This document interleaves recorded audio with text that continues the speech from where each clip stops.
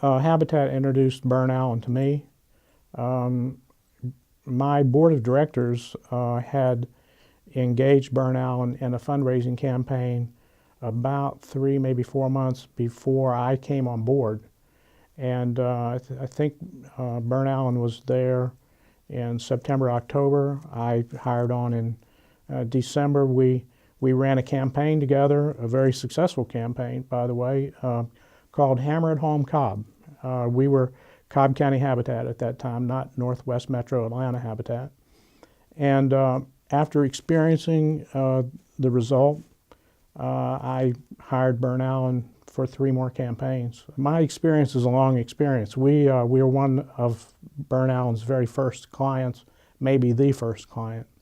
We've worked with them for 14 years now.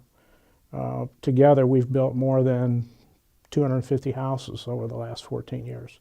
So it's been a good partnership.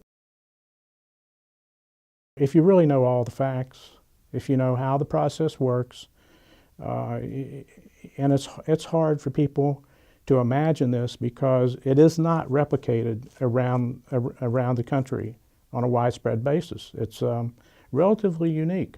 I don't know other companies that work this way.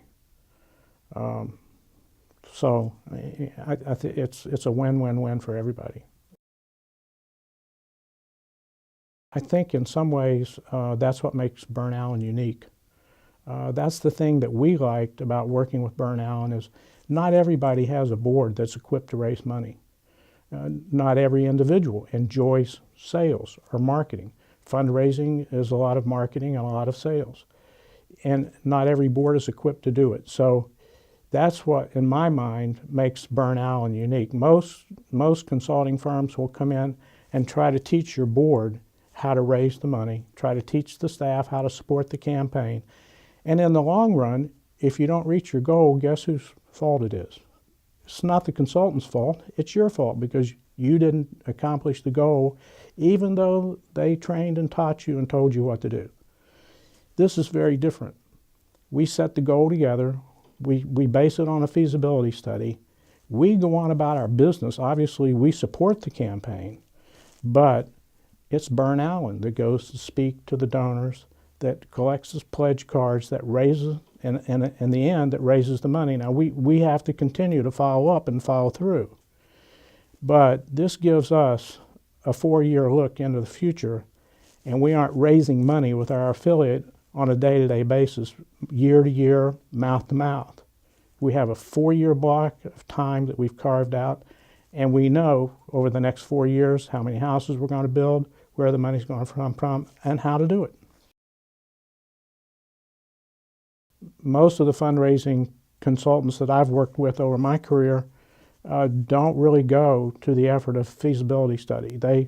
Feasibility studies probably came out of running economic development campaigns, which ByrneAllen does very effectively. And so keeping your affiliate out of the process allows the prospective donors to talk about your organization, give you honest feedback without being concerned about whether they offend you or not, or what they say will be repeated to anyone else. And so it helps you get honest feedback, and from interviewing the key leaders and donors in your community, ByrneAllen's able to set a goal for their fundraising campaign that's realistic. Most organizations, unfortunately, do arbitrarily set a number. It's usually a number that excites them. It's a number that they wish they could raise, but they have no foundation for that number generally. The typical fundraising consulting team doesn't insist on a feasibility study. They'll interview the staff, they'll interview the board. Together they'll all come up with a number.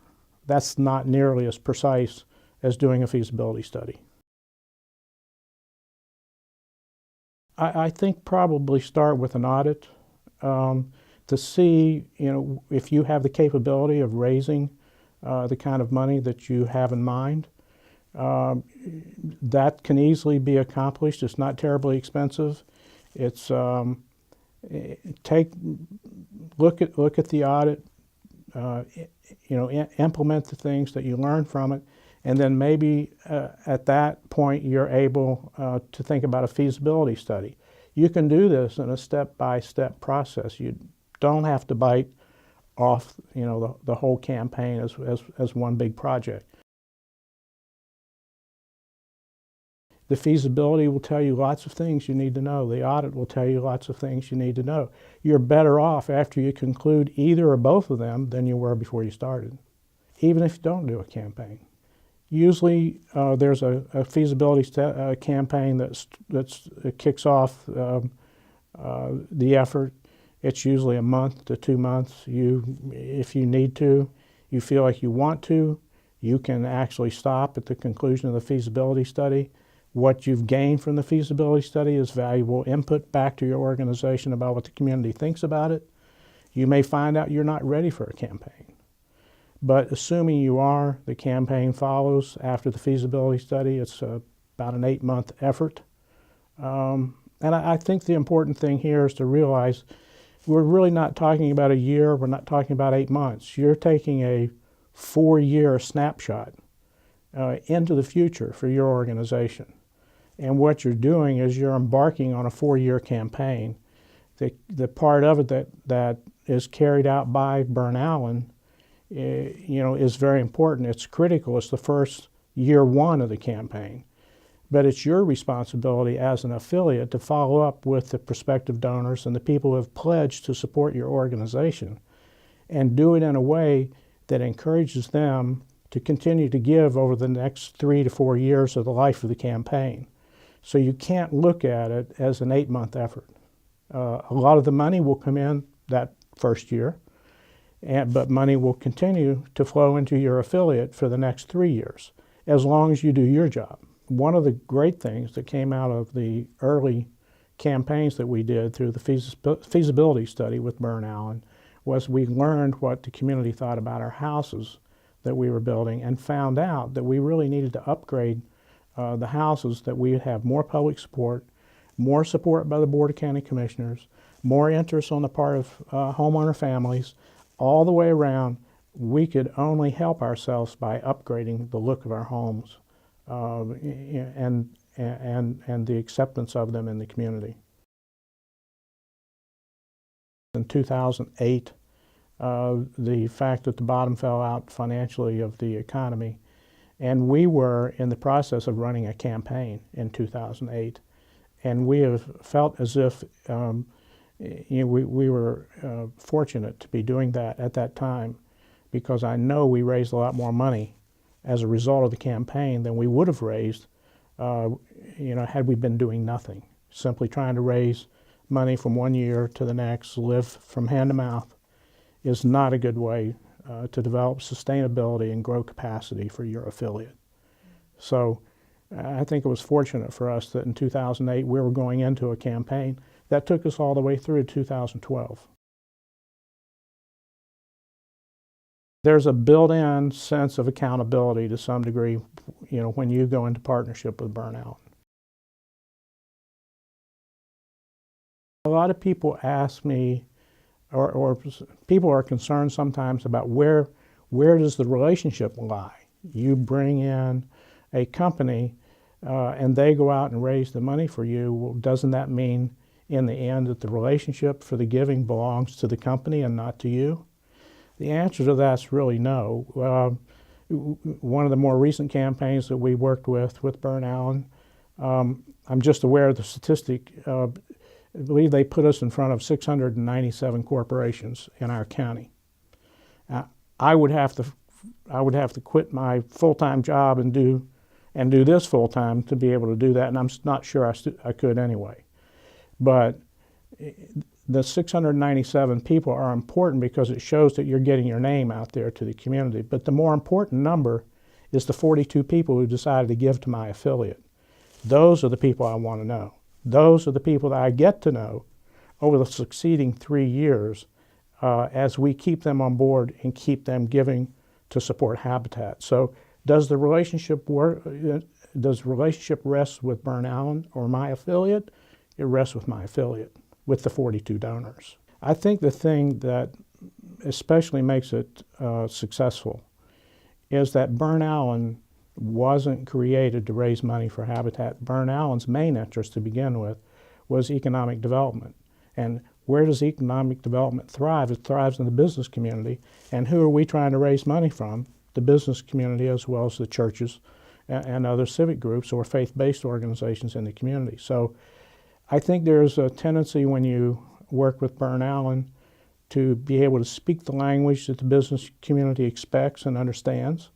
I think, in addition, ByrneAllen will stress the win-win-win aspect of working with Habitat, which brings success both to the partner family, to the affiliate, and to the community by improving its housing stock, and by also the fact that the businesses very frequently are hiring people who are Habitat homeowners. If you had the opportunity to work with somebody that would accept a paycheck of $150,000 and give you $1 million in return, would you like to meet with them? That's what happens.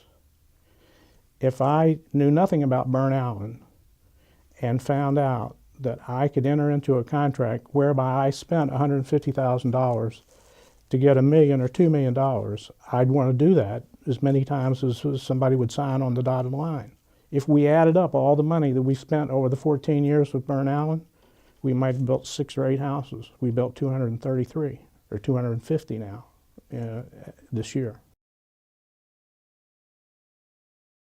Everybody that calls me, one thing you need to know going into a campaign is this is going to change your habitat forever. And don't resist the change. It'll change it for the better. But understand, if you go through a feasibility study, especially if you go through an audit and a feasibility study and then a campaign, your affiliate's going to come out the other end different. And it does primarily because when ByrneAllen finishes their feasibility study, they submit a final report of their findings to the board, and you take the positive feedback that you got from the community and you revamp your vision. Your vision is modified by the findings in the feasibility study so that it fits the expectations of the potential donors in the community, and that way they have buy-in into the campaign even before you start it.